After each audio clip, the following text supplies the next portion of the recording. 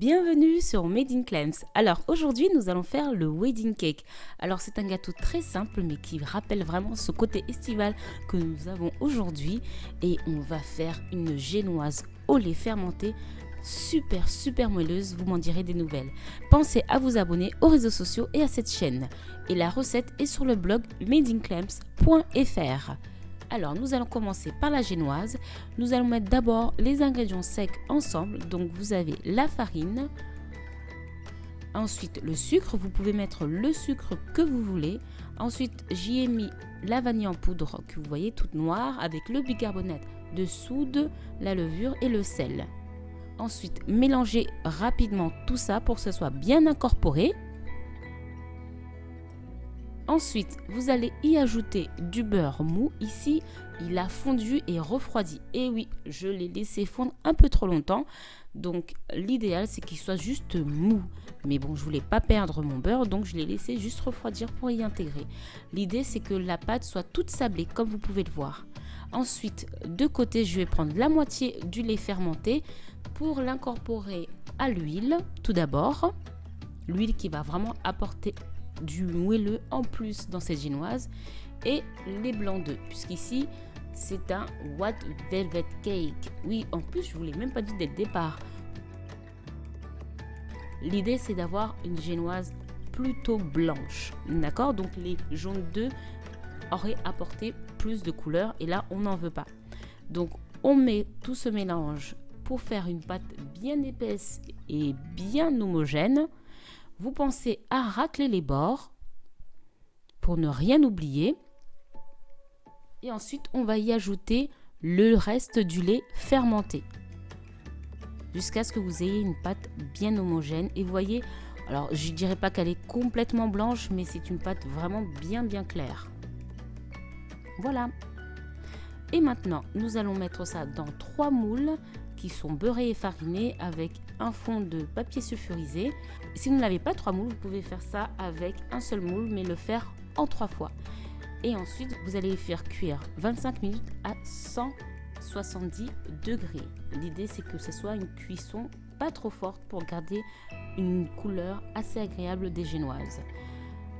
Alors, comme vous pouvez le voir, elles sont bien moelleuses et bien épaisses. Ce sont des vraies génoises.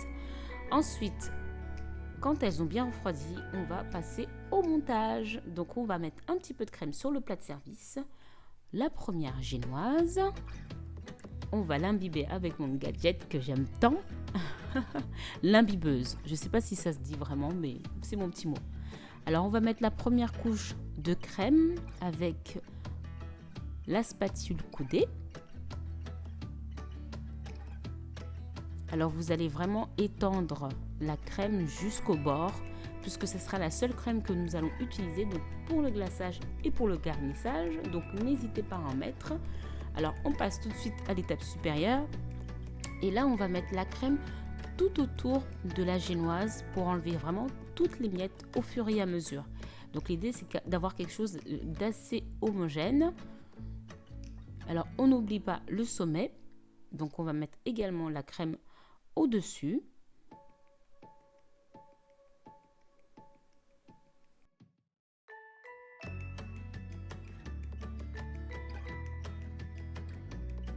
Ensuite, vous allez prendre un lisseur qui vous permettra d'avoir quand même un gâteau assez fin, qui vous permettra d'avoir un gâteau assez lisse.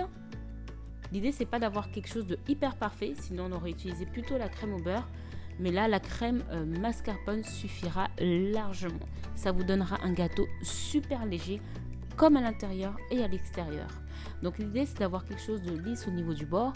Et au-dessus, ça va être quelque chose, on va dire, d'un peu moins fini. Mais c'est vraiment fait exprès pour avoir ce côté un petit peu déstructuré au-dessus, au sommet du gâteau. C'est un petit peu à la mode en ce moment. Je ne sais pas si vous voyez un peu sur Instagram ou d'autres réseaux sociaux. Alors, lorsque vous avez fini le lissage, vous allez y poser des fleurs. Moi, j'ai choisi de mettre des pivoines parce que je trouve ça magnifique, surtout dans cette période de mariage. C'est vraiment pour moi la fleur, mais vous pouvez y mettre des roses ou toute autre chose, ou même des fruits si vous préférez. Il n'y a vraiment pas d'obligation. Donc moi j'y ai mis 2 roses. Vous voyez, je me trompe carrément. J'y ai mis 2 pivoines blanches et une rose. Et j'y ai ajouté des glysolis pour avoir un peu plus de déco. Et je trouve ça vraiment top. Donc on va passer au côté intéressant, la découpe. Vous voyez, c'est vraiment une génoise très très moelleuse et agréable.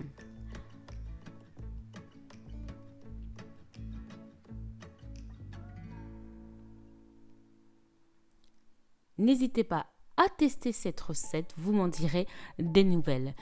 Je vous dis à bientôt pour de nouvelles recettes et pensez à vous abonner.